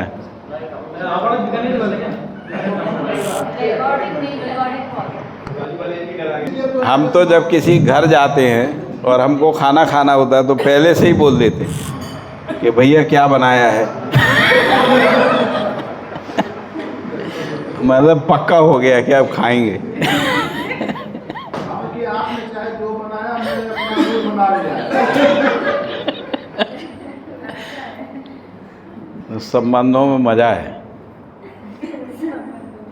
हमको जब सरदार शहर से जाना था ना भैया, तो हमको दिल्ली में कुछ भी नहीं था, ना किराए का मकान था, ना नौकरी थी, ना कोई पैसा था, कुछ भी नहीं था। तो हमने एक मित्र को फ़ोन किया तो उन्होंने कहा मैंने घर खोज लिया। तो कहने लगे कितने, मैंने कहा कितना किराया है? तो कहने लगे 9,000 रुपये है ना। तो मैंने कहा बड़ा सस्ता मिल गया, दिल्ली में हम सोच रहे थे 15-20 का मिलता है। कहने लगे नहीं, अपन को मिल गया और अच्छा बड़ा है, 3 बेडरूम हॉल का बड़ा है। तो और फिर कहते हैं कि 3 महीने तो किराया दे दिया मैंने, आपको देना नहीं 3 महीने, है ना, जबकि हम पहली बार मिल रहे थे उनसे। ये देखिए संयोग की बात है ना। फिर इसके बाद वो हमको रोज़ फ़ोन करें, कब आ रहे हो, कब आ रहे हो, क्या है, कैसे आओगे, क्या है। तो मैंने कहा अभी सामान हो गया है, पैक ही हो गया। तो कहने लगे अभी मत आओ, मैं आ रहा हूँ गाड़ी से। तो वो दिल्ली से गाड़ी से सरदार शहर आ गए हमारे परिवार को। कहने आप कहाँ बस में बैठोगे, ट्रेन में जाओगे, फिर वो गाज़ियाबाद में क्रॉसिंग रिपब्लिक बहुत दूर है ना। तो कहने मैं गाड़ी से आ जाता। तो वो गाड़ी से आ गए सरदार शहर और पूरे परिवार हम लोग गाड़ी में बैठ के फिर वहाँ गए। 3 महीने तक का किराया उन्होंने दे ही दिया था। 90 दिन तो फ्री हो गए ना, पर कोई टेंशन नहीं। फिर जब सामान पहुंचा, फिर सामान खुलेगा, तब तक 3 दिन उन्हीं के यहाँ खाना भी खाया, जबकि पहले ही परिचय था। और हम लोगों के वैचारिक मतभेद बिल्कुल पराकाष्ठा पे थे, मतलब उनकी कोई बात हमको स्वीकार नहीं होती, ना हमारी कोई बात उनको से है। तो हम लोग रोज़ लड़ते थे, मतलब ऐसा था। उस पर वैचारिक रूप से बहुत लड़, लेकिन खाना पीना रेंट वेंट ये सब एज इट इज़ था उसमें कोई नहीं था। तो इसलिए तो संबंध का वैचारिक मतभेद से भी कोई संबंध नहीं है ना। संबंध अभी तक है संबंध हमारा। तो एक बार जब बहुत ज़्यादा झगड़ा हुआ तो मैंने कहा यार तुम ऐसा करोगे तो मैं यहाँ से चला जाऊँगा दिल्ली। तो कहते हैं कि हम जाने देंगे तब तो चले जाओगे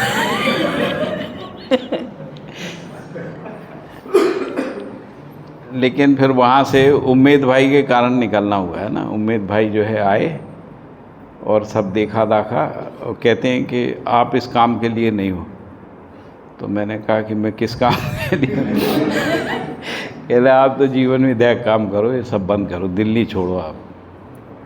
कहा ठीक है, पहले अपन अहमदाबाद हो आते हैं। कहने नहीं कुछ नहीं आप। उन्होंने फ़ोन किया किसी उसको ट्रांसपोर्ट वाले को, वो जो पैकर एंड मूवर वाला है, वो कहा कि शाम को सब पैक करके यहाँ से बुक करना है अहमदाबाद के लिए। शाम तक उनने सारा पैक वैक करा ट्रक रवाना कर दिया। आप क्या करोगे आप और फिर शाम उसी रात की ट्रेन से हम लोग सब अहमदाबाद आ गए। तो ऐसा अहमदाबाद आना हो गया।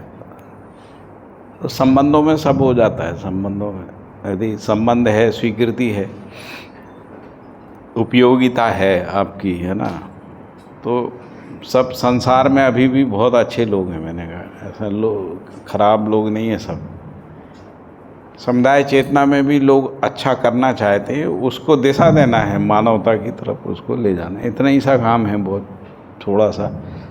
जैसे मैंने कहा था कि सब में बाबा जी पूछते थे कोई अच्छी बात बताओ, है ना, तो वो अच्छी बात को किसी के अंदर से निकालना, उसको दिशा देना, बस इतना सा काम है। प्रबोधन का मतलब ही इतना ही, दिशा देने का मतलब भी इतना ही। बाकी तो किताब पढ़ ही लेगा, क्लास भी का, चित्र भी, डायग्राम भी समझ लेगा, वो कोई बहुत बड़ा मुद्दा नहीं है ना। उसको दिशा देना, उसमें वैचारिक जागृति को पैदा कर देना, उसमें इस बात का विश्वास पैदा कर देना कि इसको समझ के संसार ठीक हो जाए।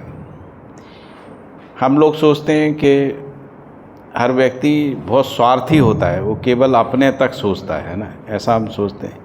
इसलिए हम लोग प्रबोधन में भी कई बार व्यक्तिवादी बातें ज़्यादा करते हैं। आपका जीवन, आपका मन ऐसा, आपका विचार ठीक हो जाए, ये हो जाए, वो ऐसा सोचते हैं। जबकि लोगों को ज़्यादा पसंद आता है दुनिया कैसे ठीक हो जाएगी, ये ज़्यादा आती है। पूर्णता का प्यास है तो अपनी तो जैसे तैसे कट जाएगी, लेकिन संसार ठीक करना है वही प्यास है मानव जाति की, है ना। इसीलिए ज्ञान का प्यास रहता है, वो ज्ञान पूर्णता में ही होता है ना, वो प्यास रहती है। वो प्यास करने से फिर ज़िंदगी भर कहीं नहीं जाता आदमी, फिर संबंध में ही रहता है, निरंतर संबंध बना रहता है ना। दूर दूर रहते हैं तब भी संबंध बना रहता है, दूसरे संप्रदाय में रहते हैं तब भी बना रहता है। हमको तो कई संप्रदाय के लोग जो हैं बहुत मदद करते हैं, जैन भी, दूसरे समुदाय के लोग भी। उनको लगता है ये अच्छे आदमी हैं, ये अच्छी बात करते हैं, है ना, ये मानवता की बात करते हैं, तो इसलिए वो हमको, हमारे कई ऐसे दिल्ली में मित्र हैं, उनकी बड़ी बड़ी कंपनियां हैं, उन्होंने फ्री कर रखा है, आपको कोई भी मीटिंग करना है, हमारा बोर्ड रूम खाली है, आप आ जाइए, और वो चाय नाश्ता खाना और गिफ्ट भी देते हैं जो लोग आपके साथ आए हैं। तो हमारी मीटिंग में 10 लोग आए तो 10 लोगों को डायरी पेन गिफ्ट कर देंगे। चाय नाश्ता खाना पीना तो फ्री है ही, हमारे लिए हॉल फ्री है जैसे कमल भाई ने ये दिया है, पूरा फ्री है सब। आप बढ़िया हॉल में, एसी हॉल में सब सुविधा है, सब साफ सफाई सब कर रहे हैं ना, लोग लगे हुए हैं, सब कर रहे हैं। केवल उनको ये विश्वास है कि ये अच्छे लोग हैं, दिन भर अच्छी बातें करेंगे, उससे समाज में कुछ अच्छा होगा, है ना। तो इसलिए लोग अच्छे होते हैं, मैंने देखा बहुत अच्छे लोग होते हैं, है ना। एक अच्छे व्यक्ति पीछे बैठे हैं हमारे, सबसे पीछे अजय भाई, हमेशा दौड़ दौड़ के हमारे साथ दिल्ली में मदद करते रहते हैं हमेशा। हमको कहीं भी जाना होता है तो ले जाते हैं, घुमाते हैं, अटेंड करते हैं, स्टेशन से ले आते हैं, घर जाते हैं तो बढ़िया खाना वाना खिलाते हैं। प्रमीला बहन जो है बढ़िया, जाते समय फिर लड्डू भी दे देते हैं डब्बे में रहे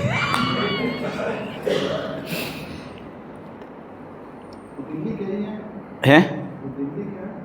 अरे आप देखो, खड़े हो के आप पहचान जाओगे कौन है। देख लीजिए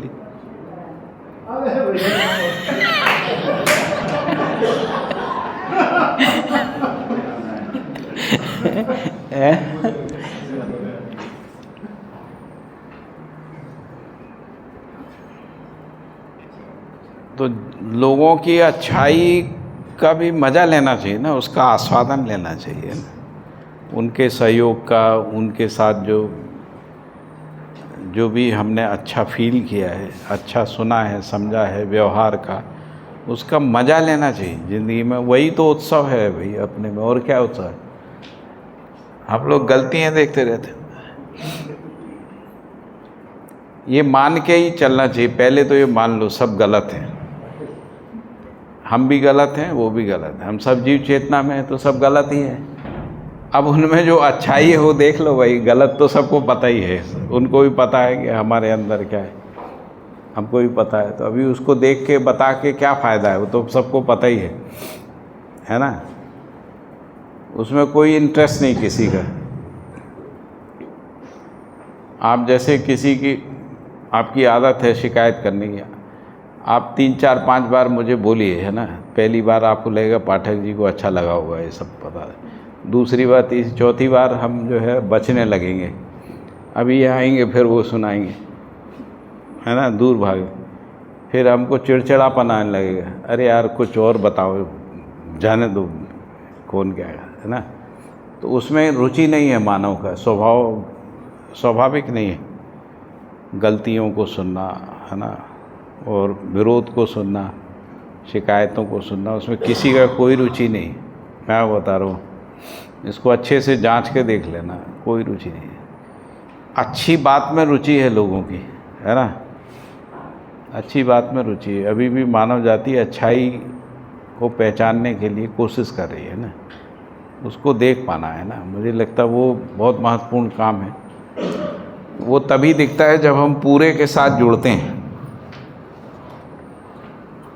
हम अपने तक देखते हैं तो अच्छाई कम दिखती है, अपने में कितनी अच्छाई दिखेगी, परिवार में देखते थोड़ा ज़्यादा अच्छाई दिखेगी, समाज में और ज़्यादा, पूर्णता में पूरी अच्छाई दिख जाएगी, अखंडता में पूरी अच्छाइयों को देख पाएँ।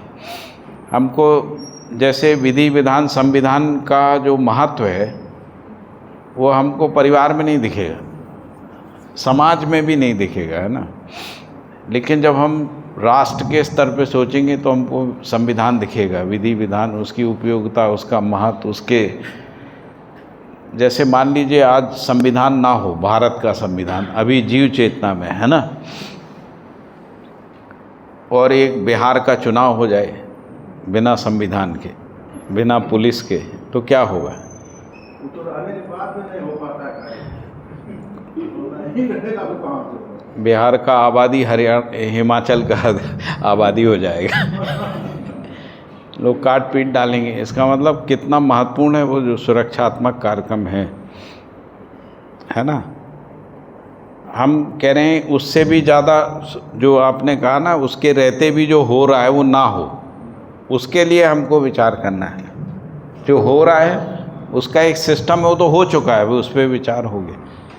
जो संविधान के रहते भी हिंसा हो रहा है वो भी ना हो, इसके लिए सिस्टम पे विचार करना। वो कर पाते हैं तो हमारा महत्व है, हमारा इम्पोर्टेंस है ना। जैसे जो हो रहा है वो तो हो ही रहा है, वो तो इतना सब करने के बाद भी हो रहा है, उसमें भी थोड़ा बहुत कम ज़्यादा हो सकता है, लेकिन वो पूरा नहीं हो सकता है, उससे वो विधि से पूरा नहीं होता। तो जिससे पूरा हो सकता है उस पर सोचें, मिल बैठ के सोचें, ग्रुप बना के सोचें, विचार करें, संवाद को आपस में बढ़ाएं, चर्चा को बढ़ाएं, परिचर्चाएं करें, है ना। इन सब मुद्दों पे जन जागृति करें, जन अभियान चलाएं। ये सब हमको लगता है बहुत ज़रूरी है, इसीलिए बाबा जी ने जनवाद लिखा है ना। तो वाद का बहुत महत्व है ना, क्योंकि वाद ही तात्विकता को समाज में स्थापित करने का एकमात्र साधन है। तात्विकता कभी भी तात्विकता की विधि से नहीं जाती, विचार से ही जाती है। इसीलिए बाबा जी ने वाद लिखा है ना। वाद ही समाज में स्थापित होता है पहले, तात्विकता स्थापित होने से पहले वाद प्रतिष्ठित होता है ना। वाद ही मानसिकता है, जिसको हम लोग मानसिकता कहते हैं, वो जनवाद है। जनता में जो वाद होता है उसी में मानसिकता पता लगती है। व्यक्ति में मानसिकता पता नहीं लगती है ना, समाज में लगती है मानसिकता का पता है। तो जब हम समाज में मानसिकता को देख लेते हैं तब हमको व्यक्ति में पता लगता है हम किस मानसिकता से चल रहे हैं। नहीं तो हम अपने में मानसिकता को नहीं देख पाते। ये एक बहुत महत्वपूर्ण शिफ्टिंग है, मतलब जो मध्य दर्शन से विकल्प के रूप में आई है ना। पहले हम सोच रहे थे व्यक्ति में देखने से हो जाता है, व्यक्ति में देखने से नहीं होता है, पूर्णता में देखने से होता है।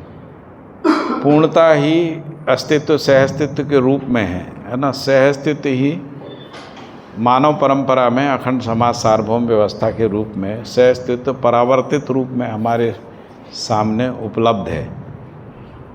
उस अखंड समाज सार्वभौम व्यवस्था में विचार को देखना, व्यवहार को देखना, विधि व्यवस्थाओं को देखना, शिक्षा संस्कार को देखना, उत्पादन को, विनिमय को, स्वास्थ्य संयम व्यवस्थाओं को देखना।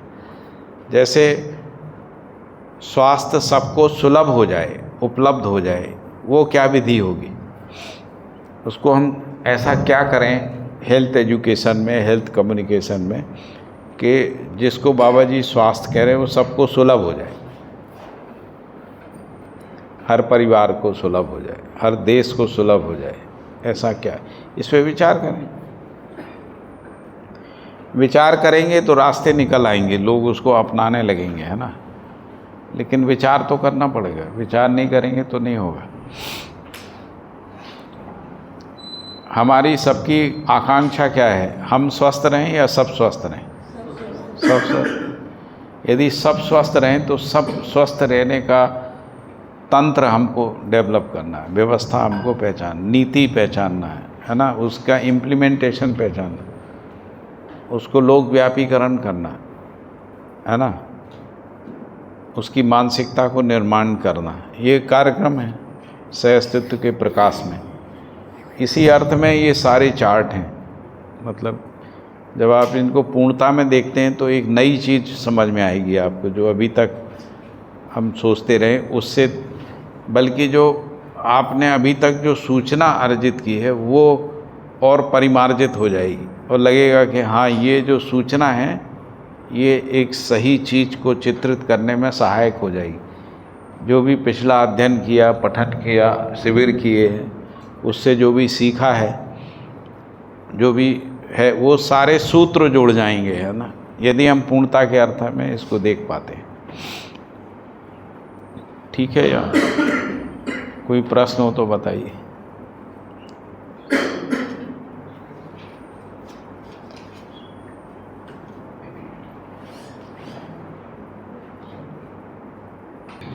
हम समझा नहीं रहे किसी को, हमने जो समझा है उसका उत्सव मना रहे हैं आपके साथ। बाकी आप क्या समझ जाओ हमें, वो आपके ऊपर है।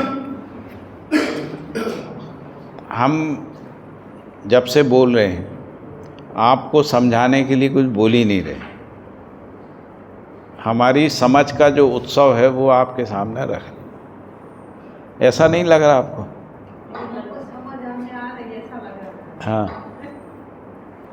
आपको ये लग रहा है कि हम भी कैसे ऐसे उत्सवित हो जाए।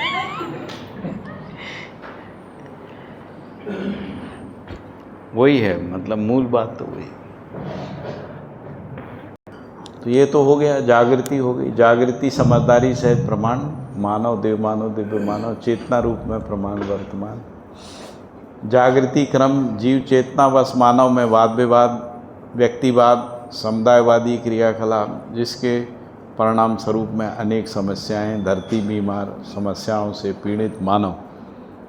तो बाबा जी बार बार ध्यान दिला रहे हैं कि ये जो व्यक्तिवाद, समुदायवाद है, यही मानव जाति के लिए समस्या का स्रोत है, कारण है, यही पीड़ा है, यही दुख है ना। इसी में युद्ध है, द्रोह है, विद्रोह है, हिंसा है, घृणा है परस्परता में। तो व्यक्तिवाद, समुदायवाद से मुक्त करना ही सहअस्तित्ववाद का प्रयोजन है। तो सहअस्तित्व के अर्थ में हमको संपूर्ण क्रियाकलापों को देखना, मानव जाति के ज्ञानावस्था की संपूर्ण इकाई को, है ना, मानव को एक इकाई मानते हुए देखना, है ना। अभी हम मानव को नस्ल, रंग, जाति, समुदाय, विविधताओं में देख रहे हैं ना, उसी आधार में एक दूसरे को पहचान रहे हैं।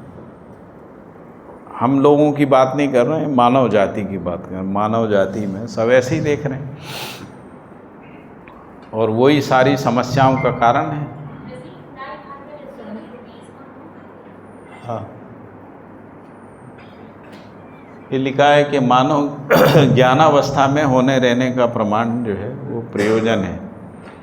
मानव ज्ञानावस्था में होने रहने का प्रमाण प्रयोजन क्या है, वो जो ऊपर लिखा था, है ना, 4 अवस्थाओं, ये जो मानव परंपरा जाए, यही प्रमाण वर्तमान है, यही प्रयोजन है। ठीक है, अगला एक और ले लीजिए, फिर अपन ब्रेक कर लेंगे।